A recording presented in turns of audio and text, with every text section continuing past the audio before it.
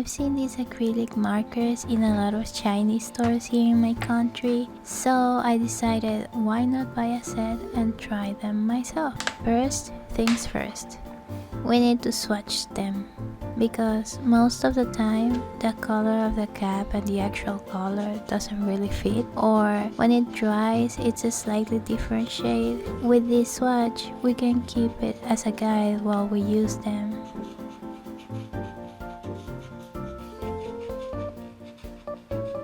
I bought a set of 36, so there is a nice range of colors.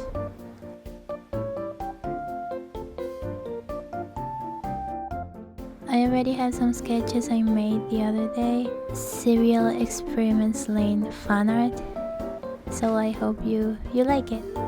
I'm going to use these sketches to paint.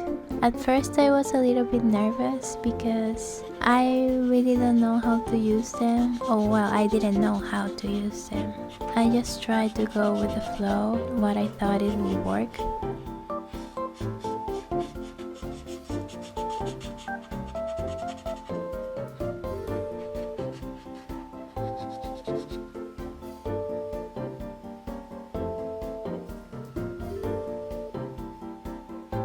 So one of the things you can see in the video is that I'm rubbing them, like as soon as I put the color down I rub it so it can blend a little bit.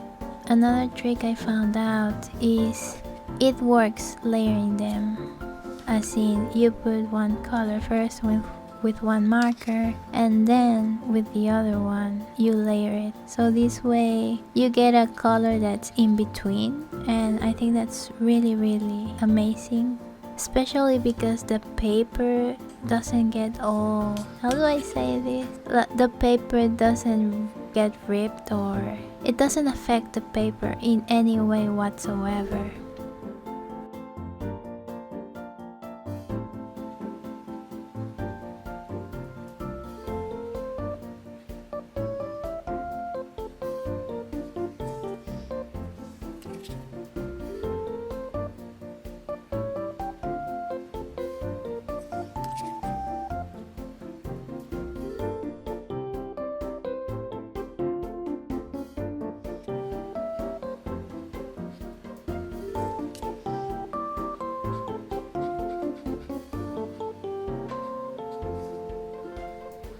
If you touch one tip with the other tip, you can do the same thing I was doing before. It's like layering it, but easier, because you can get an in-between color.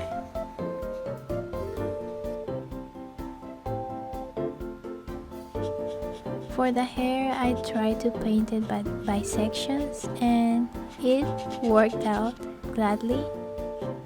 I was layering the bright colors first and then the darker one while blending, and then switching between the two of them until I was satisfied with the result.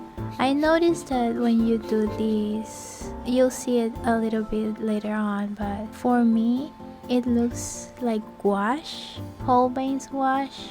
I find it to be really similar. I don't know why, but I like it. It makes me feel like I'm painting gouache, which is one of my favorite mediums ever.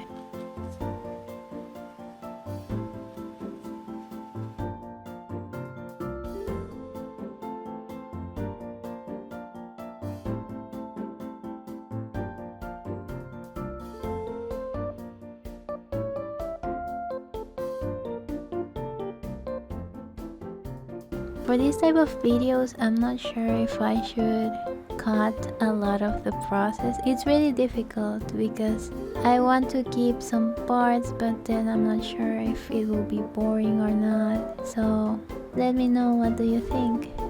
Or what do you prefer, and maybe I have a better idea and take it into account for future videos.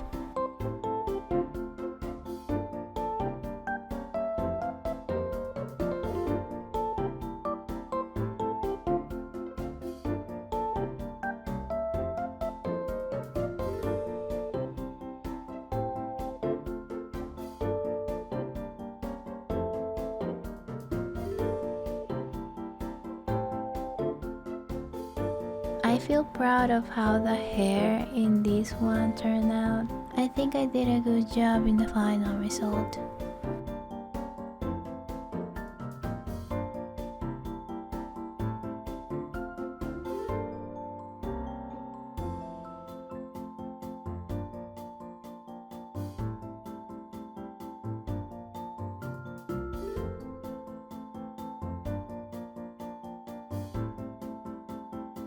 I thought that by having a round tip, it would be a little bit troublesome, especially for details since I prefer the brush tip.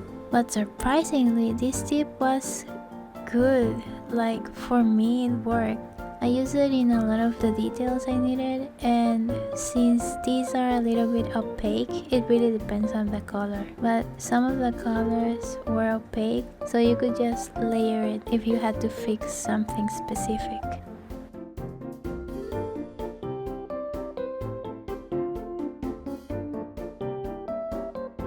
One thing I tried to do instead of layering both colors is that I tried mixing both colors with water and brush.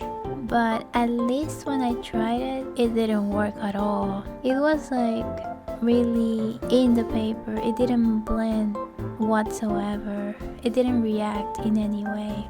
So I have to mention that at least with this type of markers, because I've seen other type of acrylic markers where you can mix it with a brush and water. Some artists use that to blend the colors.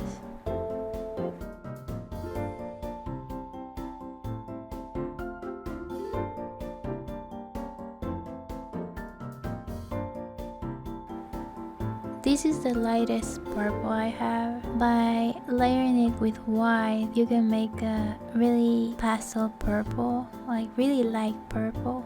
And this is what I'm saying, it's really helpful. This opens a lot of options because you can mix different colors depending on what you want and what you need. And I think if you buy a smaller set of markers, you can get a large or a big range of colors by doing this.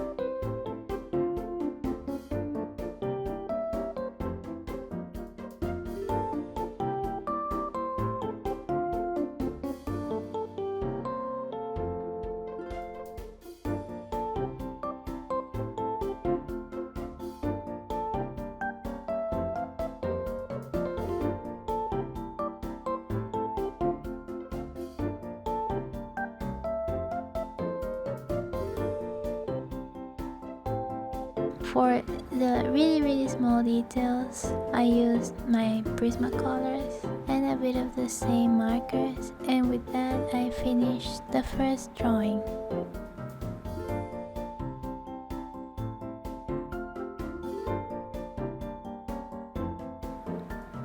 Now for the next one, I felt a little bit more confident, especially because I was really happy with the result of the first one. I couldn't believe the result was really nice, and I actually am thinking about making that a sticker, so maybe you can find it in my shop eventually, or I could make a video about it, how to make stickers or something like that. But anyways, here I felt a little bit more confident, so I was just repeating the same process, layering the colors and mixing, blending. One thing that I did notice though was that when I was using the Prismacolors for the details, it was difficult to use the Prismacolors over the painting, so I'm not sure why that happened exactly. Maybe for the next time I'm going to use some nail pens that I have. That would be really nice. Maybe for another video I can try that. But that's the only inconvenience I found when I used the Prismacolor for the small details.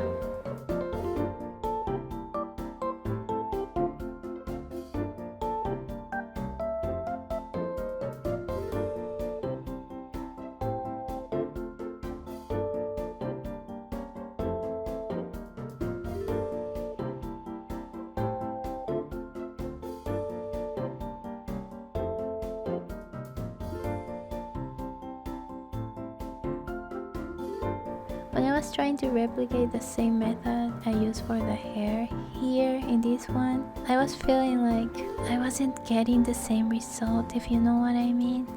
So I was at first I'm like, am I doing this right? Yes, it's okay. Trust the process.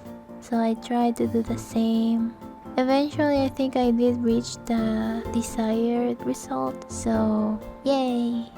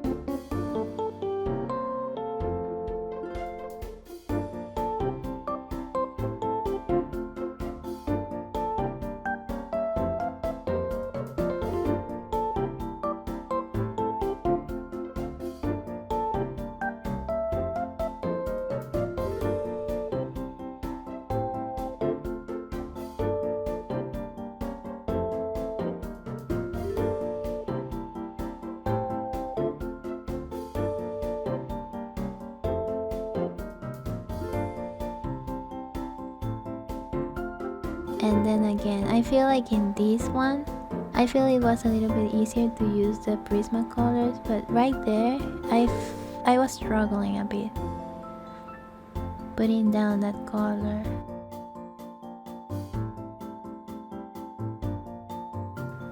Being the first time I am using these type of markers in such a way makes me happy that the result was really good. I'm proud of the result.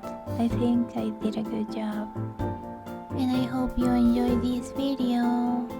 If you're interested in watching more videos like this, please let me know in the comments below. I'll see you on the next one. Bye bye.